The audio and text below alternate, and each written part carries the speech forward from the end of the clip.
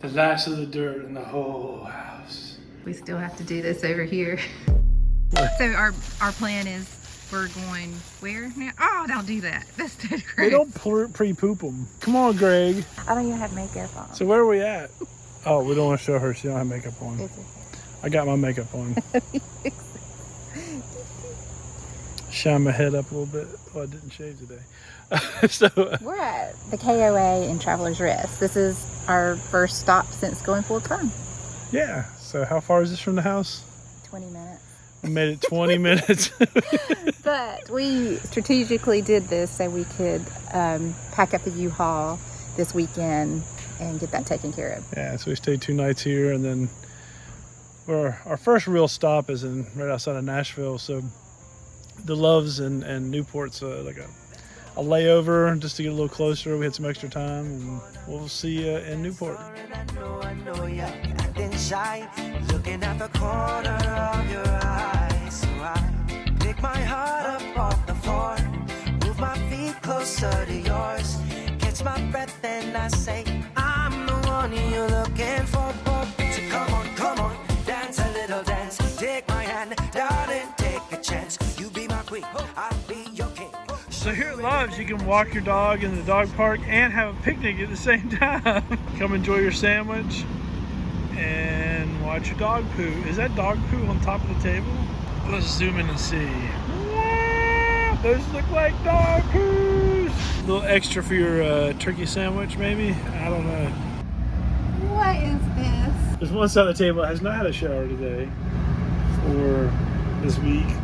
Please, you need a shower. Why do you smell like dog? His breath smells like dog food. You need to brush them choppers, buddy. How about a breath minute? Well, we're heading out of Knoxville, going toward Nashville, and this is my excuse for not having to drive here. I'm working.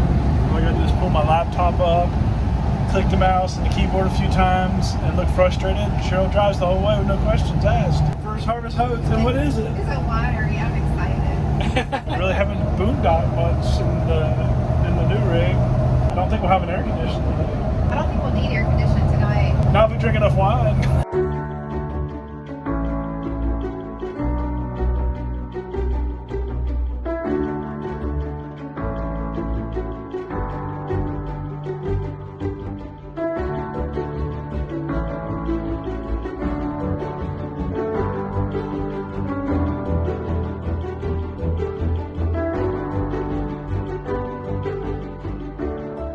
Yeah, our whole philosophy behind this, or reasoning, was like, let's sell the house while the market's up. So right now we have like 6 months planned out of, okay, let's get off the grid in the RV, and for the next 6 months we're full-timers.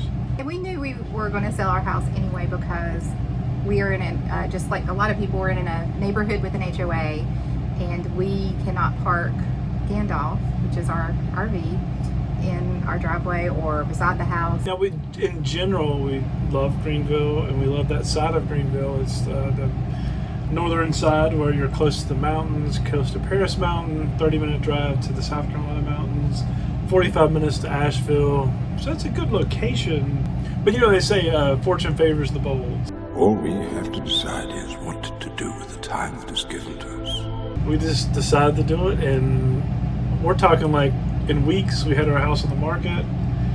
This trip to Arizona was already planned, so we were already had this 3-week adventure planned, and all of a sudden we're like, all right, let's sell the house. So, it was getting a little bit ridiculous how we were on camping trips like twice a month at least, and it just felt like a mini move every time we went.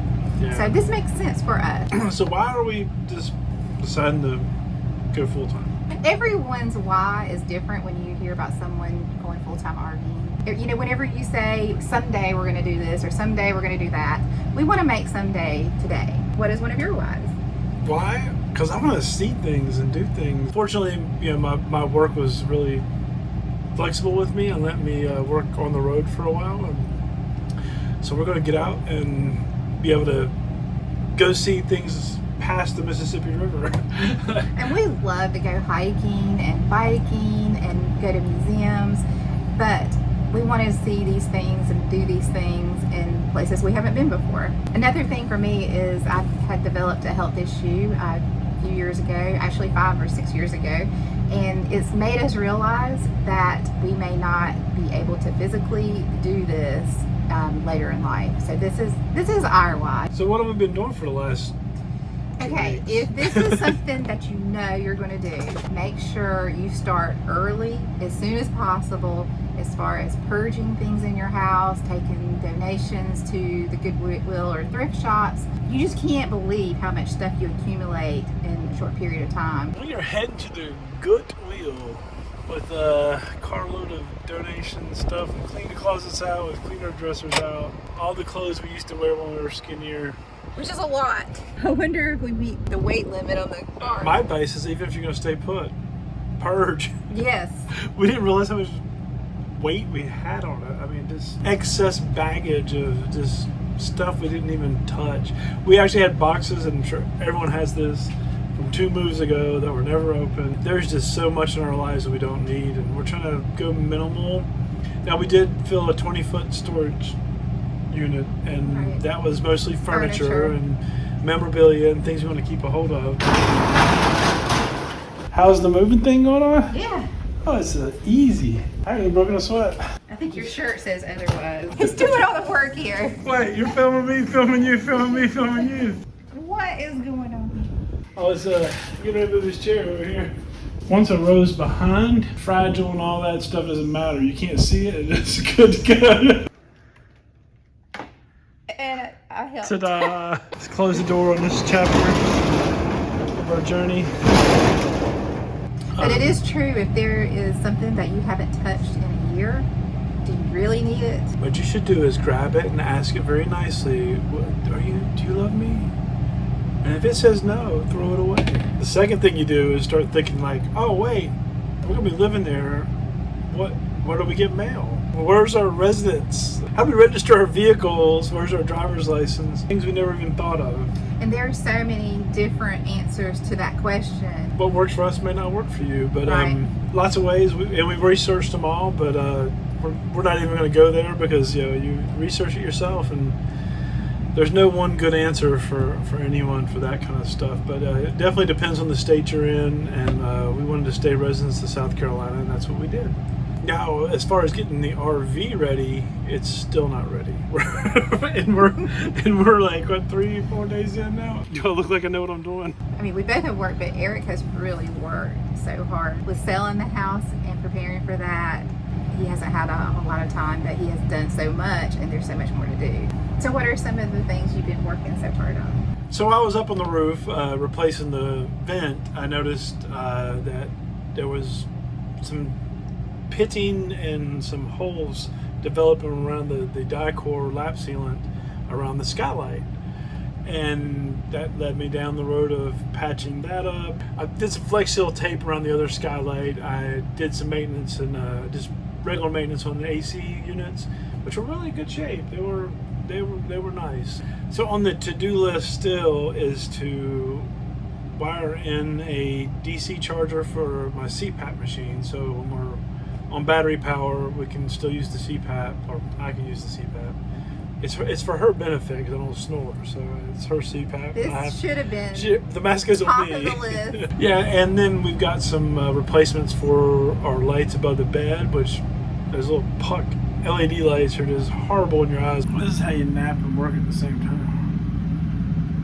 And the door latches. Gotta put some graphite in there, so yeah, some lubricate them, I guess is the proper term. So I'm working. He still works remotely. So we had to research our internet connection and options for that. We came up with a combination. So we've got 3 pieces to it, and one we already had was our phones. So we have the capability of creating hotspots with our phones with the AT&T service. When we bought the RV, it came with the Winegard on the roof, and we got T-Mobile SIM card to go in that. So now we have 2 different cell phone carriers, and we're in motion. That's the optimal thing. So the problem with those is when you get to an RV park and there's more than like a dozen people and it's like peak time, The cell phone towers get saturated and your internet goes to nothing. And then Cheryl can't watch TV. Oh wait, I mean I can't work. You also can't rely on campground internet. That's true. If you RV currently, you know this, but some it's hit or miss, and most of the time it is going to be no connection. Even a good connection at a crowded campground on the weekend is going to be oversaturated. You're not going to get anything worth using. So what did we do? We called up our buddy Elon Musk. This is Starlink. Said, hey Elon, what you got for me, buddy? Dishy McFlack face. And what's the name of our Starlink? My precious. My precious. I got the internet. I've got the Starlinks. That is going to be the thumbnail. One of the things that we did when we decided to put our house up for sale, first weekend that it was on the market, we wanted it to show without people having to make appointments, and so we got out of the house and into an RV park. Are we level? We're level. We graduated from newbie, now we're pros. Yeah, so we had showings all weekend. It was great. They did an open house. Lots of people came and saw the house, and we had 3 offers. It is sold. All right, so we said all this whole video. Is this we're just kicking off to, hey, we're full time. And can I just say, no, you can't. I'm going to say it anyway. If you've been thinking about going full-time RVing and it's something that you've worked out that you can do, start small. If you have a smaller RV, you don't have to have, we have a motorhome, but we actually started with a smaller camper, and that's what got our feet wet. But just do it. Yeah, and if it blows up in your face, blame Cheryl. You may get people who do not agree with what you're doing, but this is your life and it's something that you just have to do yourself. And probably none of this is going to make this video. So stay tuned, because we're getting ready to start some great adventures, and we want to bring you guys along the way. And right now we're going to go to the winery to eat. And wine. This is the menu for Delmonico Winery. It's like snacks. They're called, what are they called? Tapas. This is a toast to our many adventures on the first leg of our travel here. Just one glance away.